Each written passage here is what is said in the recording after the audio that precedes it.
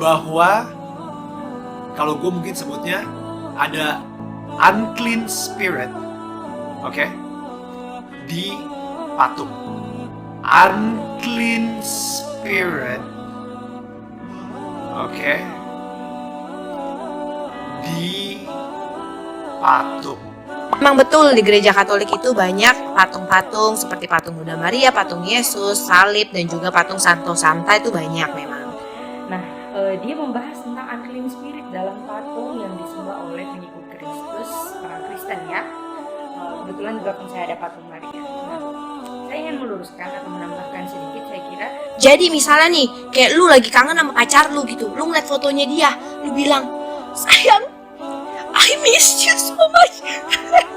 Gitu. Salah. Kami enggak dia. Salah.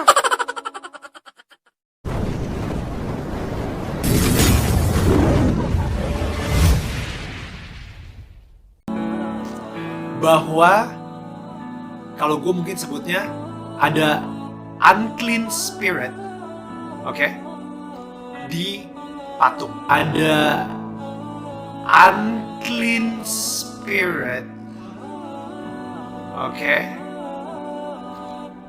di patung. Ketika patung yang dibuat oleh manusia disembah. Wait. Sebelum lo mau komentar, lo harus baca dulu. Ini again buat orang-orang yang mengakui sebagai pengikut Yesus. Oke? Gue pengen kalian baca dulu Yesaya 44 ayat 13-20. Baru lu bisa komentar di bawah. Hai guys, boleh gak sih gue ngebahas soal ini?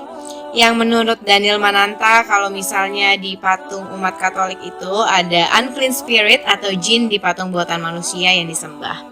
Boleh nggak ngebahas soal ini? Boleh ya. Kalau nggak boleh, gue tetap mau bahas. Oke, lu harus baca itu dulu, baru lu bisa komentar. Sebelum lu baca itu, jangan komentar dulu. Oke, ini gue pengen ngomong kepada umat Nasrani ya. Hai bro, jadi mohon maaf ya sebelumnya ya. Ini kan videonya nggak bisa di-stitch, jadi gue capture aja dan gue hanya pengen membahas di bagian tersebut aja. Mungkin ada misconception kali ya. Kalau misalnya sepengetahuan gue sebagai umat Katolik, kalau Katolik itu tidak menyembah berhala dan kita tidak menyembah patung. Tapi di sini gue kagak mau sakit hati ya, gue cuma pengen menjelaskan. Mungkin Anda kurang paham gitu ya. Memang betul di gereja Katolik itu banyak patung-patung seperti patung Bunda Maria, patung Yesus, salib, dan juga patung Santo Santa itu banyak memang. Tapi patung-patung tersebut tuh hanya sebagai simbol untuk kita kayak menghormati dan kita bisa menganggap keberadaannya gitu loh. Tapi kita tidak menyembah dan mentuhankan patung-patung tersebut gitu loh bro. Nih ibaratnya cara gampangnya gini deh ya. Kenapa gue bilang sebagai simbol? Ibaratnya nih, kalau misalnya kita lagi mau berdoa gitu ya, misalnya let's say di Goa Maria ada patung Bunda Maria gitu ya, atau kita lagi mau berdoa dengan Tuhan Yesus gitu, kita lihat patung Tuhan Yesus atau salib gitu ya bro. Nah biasa kan kalau kita doa tuh, kalau biar dari hati ke hati tuh kita suka kayak ngobrol gitu ya, kayak ngobrol sama teman gitu, bener-bener mencurahkan isi hati kita gitu.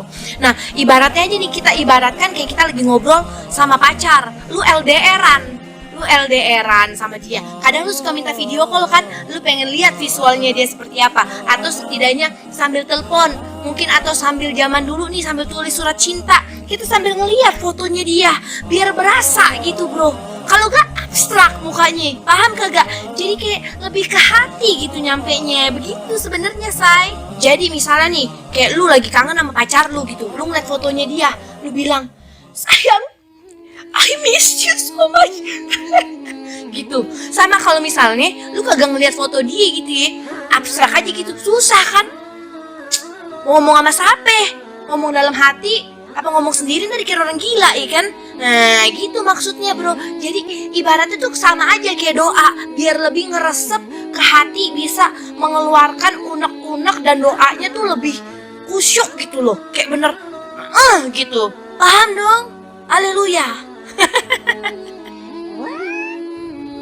Sekali lagi, coba baca Yesaya 44 ayat 13-20. Di situ Tuhan sendiri sampai bilang gitu, kalau ini kayu yang lu gunakan untuk membuat patung yang cantik, yang indah, yang ganteng, dan patung yang sama lu gunakan buat masak, buat bakar kayu untuk menghangatkan badan lo.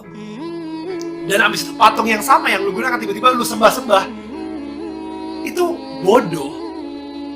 Again, bukan gue yang ngomong. Yesaya 44 ayat 13 sampai 20. Right? Jadi di situ gue setuju kalau misalnya ada unclean spirit di patung. Kalau misalnya lu nggak tahu apa yang gue lagi ngomongin, nonton di channel YouTube Daniel Manoko Network, nonton obrolan kita, dan kasih komentar juga ke kita ya. Tell me what you guys think. Oke, baik.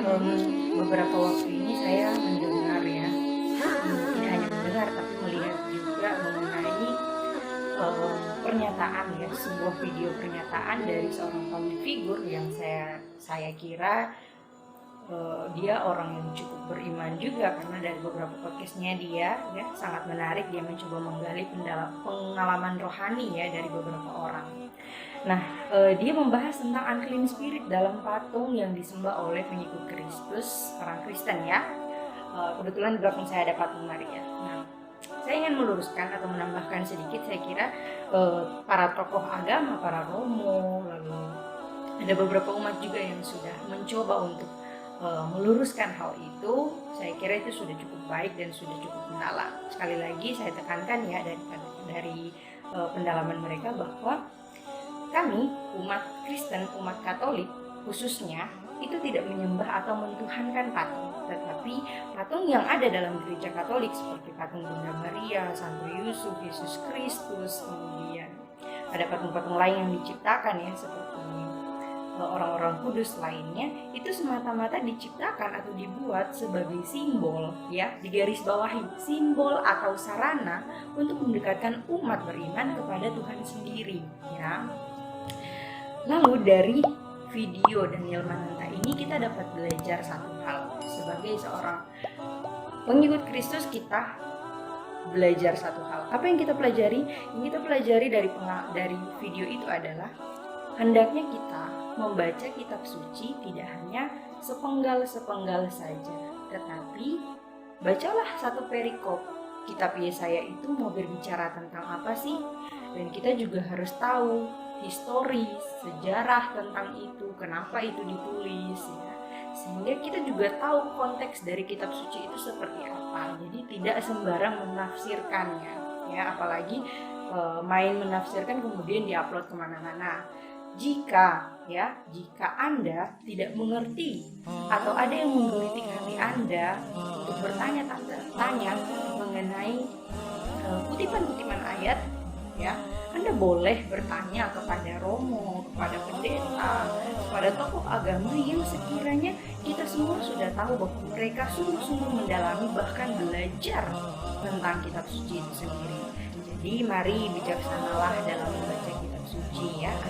Gue di sini pengen ngasih tahu ke kalian bahwa inilah Indonesia, inilah cara kita bertetangga. Mungkin kita nggak bisa memilih siapa tetangga kita, tapi kita bisa memilih bagaimana kita memperlakukan tetangga kita. So guys, I hope you like our interview and keep be a blessing to other people and keep be a blessing to your neighbor. Lalu dari video Daniel Mananta ini kita dapat belajar satu hal. Sebagai seorang pengikut Kristus kita belajar satu hal.